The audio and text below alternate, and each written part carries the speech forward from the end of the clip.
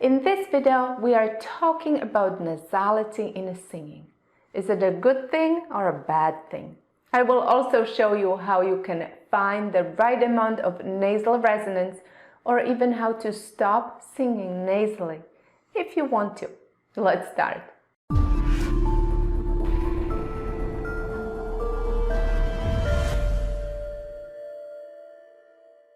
Hi and welcome to this video series about vocal resonance. If we haven't met yet, my name is Katarina and I am a speech and language pathologist from How to Improve Singing, and on this channel I share tips on how to sing in a healthy and efficient way.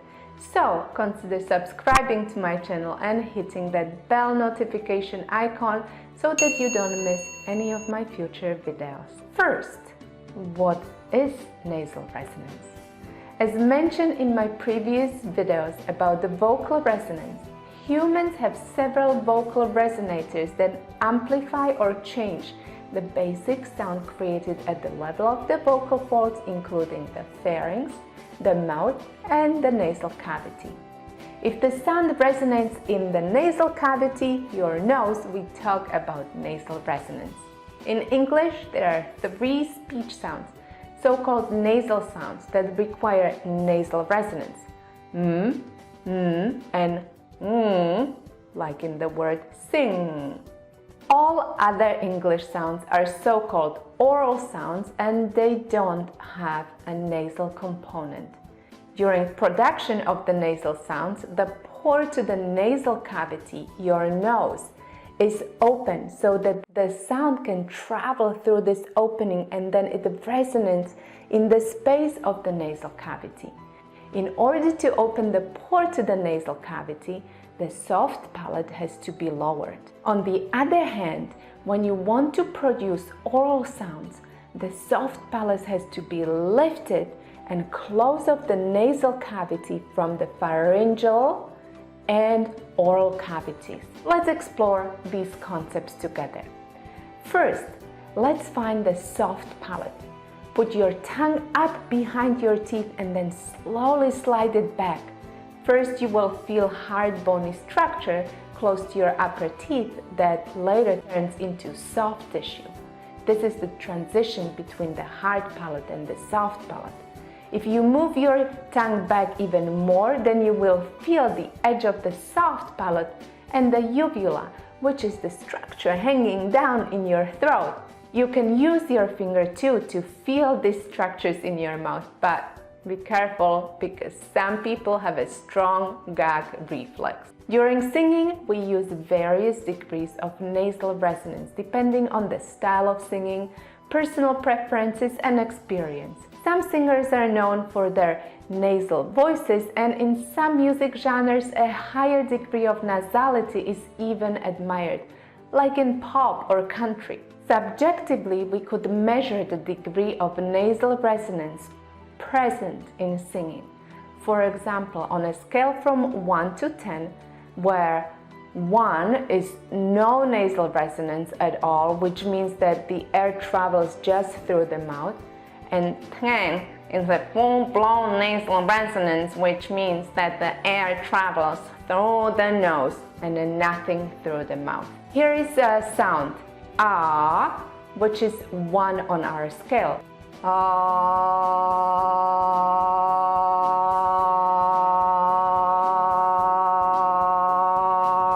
But we can direct the air to go just through the nose and the sound will become 10 on our scale with no oral resonance and only with nasal resonance.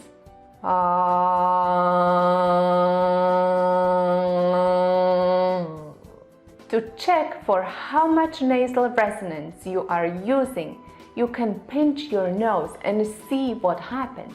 If the sound stops completely when you pinch your nose, it means that all of the air was traveling through the nose, and logically, when you pinch your nose, the airflow is stopped and the sound also stops.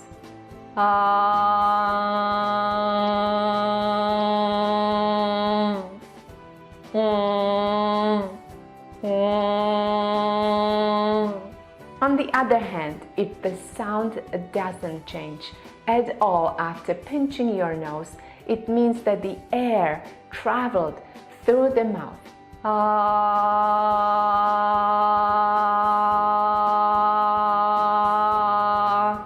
Finally, if the sound changes slightly when your nose is pinched, it means that there was some air traveling through your nose.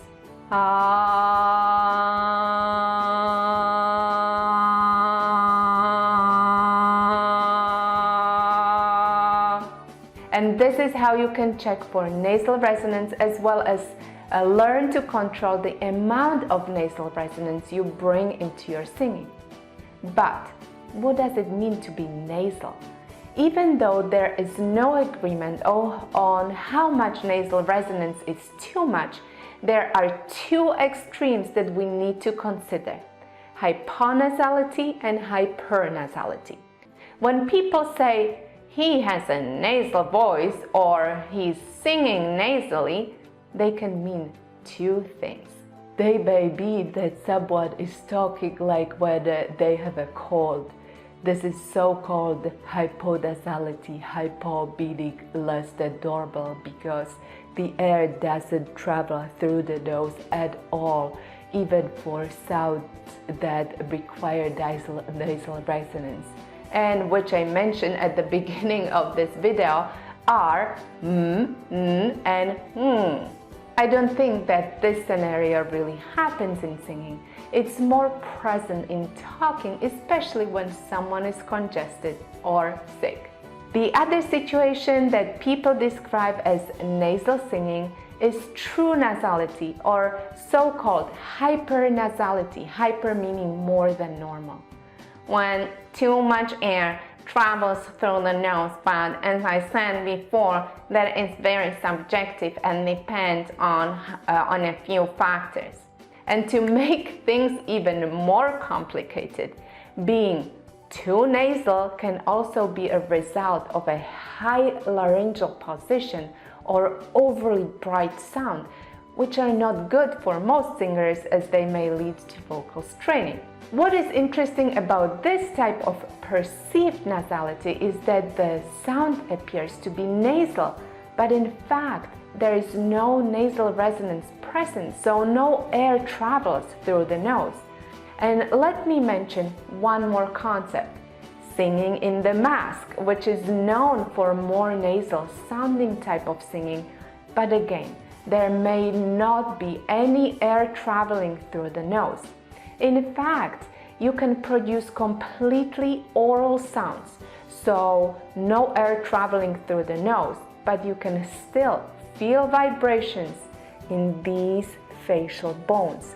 That is because the vibrations amplified in your larynx, pharynx, and the oral cavity travel through the bones and other body tissues, and you can feel them right here in the mask. I hope I cleared some things for you. If you have any questions regarding this topic, pop them in the comments below. Also, stay tuned for my next video about the function of the soft palate in singing. In the meantime, click the like button below this video and share it with your friends, and check out my other videos right here. And I will see you soon.